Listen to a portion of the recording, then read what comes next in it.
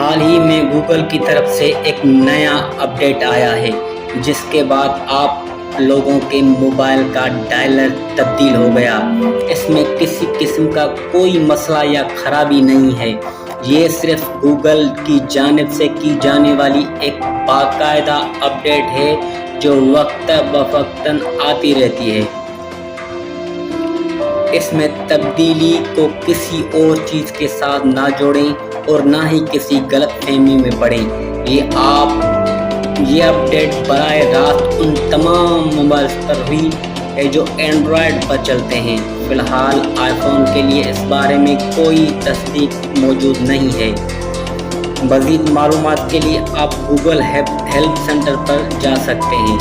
کسی کی black mailing میں کسی کی بات پر کان نہ دھریں، یہ ایک گوگل کی طرف سے نارمل اپڈیٹ ہے جو آتی رہتی ہے۔